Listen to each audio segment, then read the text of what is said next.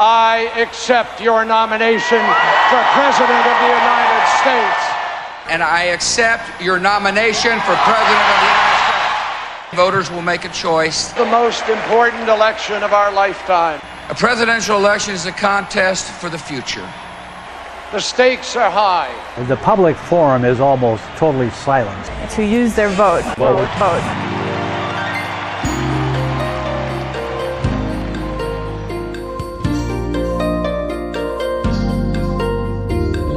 People are overworked in this country. They're not underemployed. Too many people are overworked and underpaid. And they're exhausted, and they're not engaged, and they've been made cynical by often the politicization of failures and gloating and taking advantage of them. The economy certainly is emerging as it always is an issue, but I think it's going to be a really intense issue because a lot of people are concerned about jobs. Jobs have been moving overseas. People are realizing that they're not being able to make ends meet. We have ever more people working, both couples working outside the home. This has had a sociological effect, I think, on our children.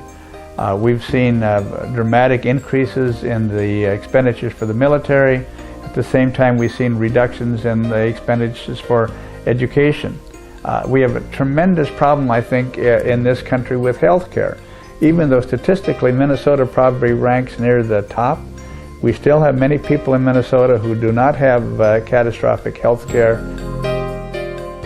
Healthcare costs keep going up by 10–15% a year, and I don't think we can afford to have that happen. I work in human services, and over the last couple of years where we've had these dramatic cuts in health services, we've totally rearranged our department. People have lost their jobs. More than that, we are not able to serve the clients in the way that we used to be able to serve clients. Whose plan not only fits for somebody like me, like a senior citizen, but who also fits young kids? There's the large issue of what to do about the 44 million non-elderly Americans who don't have any health insurance. There's the question of what to do about overall healthcare inflation. How do we keep costs down? And then there's the more targeted and somewhat hotter question, what do we do to reduce costs for Medicare, preferably by the next decade when the baby boomers retire? And then within that debate, there's a very hot and very current debate about how to extend drug coverage to seniors. And for some people in our society, in the richest country in the world, we have people who have to choose between eating, so to speak, or buying prescriptions.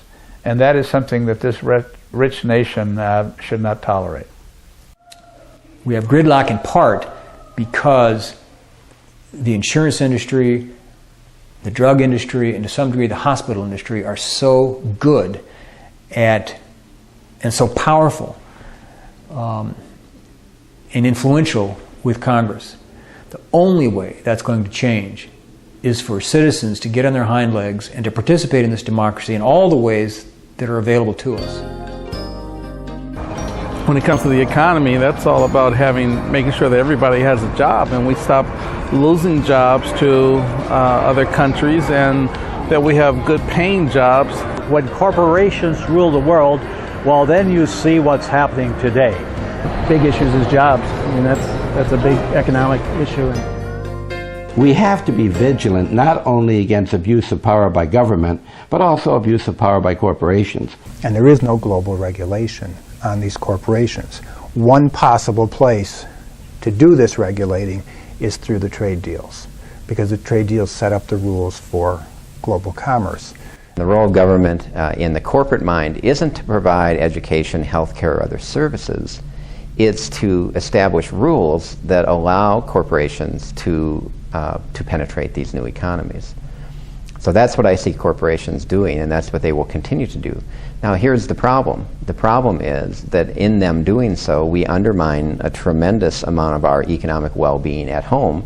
You not only have the actual loss of jobs, but you have documented downward pressure on wages because employers can go to workers and say, you know, you're not going to get a raise this time around, and don't expect it in your contract, because if you push too hard, we will close the plant, move it to Mexico, move it to China, move it to wherever.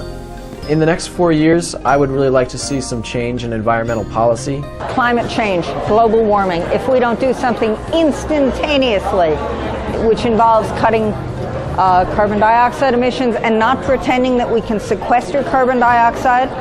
We have no place to live if we do not take care of Mother Earth and the place that we live. We are at risk in this century of hitting the carrying capacity of the natural systems to support life on the planet as we know it. The general scientific consensus out there is that global warming is happening, and there may or may not be catastrophic consequences down the line from the production and consumption of fossil fuels, which is fueling this global warming. So we have about 5 to 10 years to really make significant changes in our carbon dioxide emissions and greenhouse gas emissions if we're going to really turn around the problem of climate change. Wind would not contribute to global warming. Natural gas contributes less than coal to global warming. Minnesota could also meet this need, at least part of this need, through energy conservation and efficiency. For example, if we have the same miles per gallon efficiency as present cars do in Europe, the United States imports, or would have to import, no oil from the Middle East. If we produce our goods and services with the same energy efficiency as Japan and Western Europe, we need to import no outside energy from anywhere.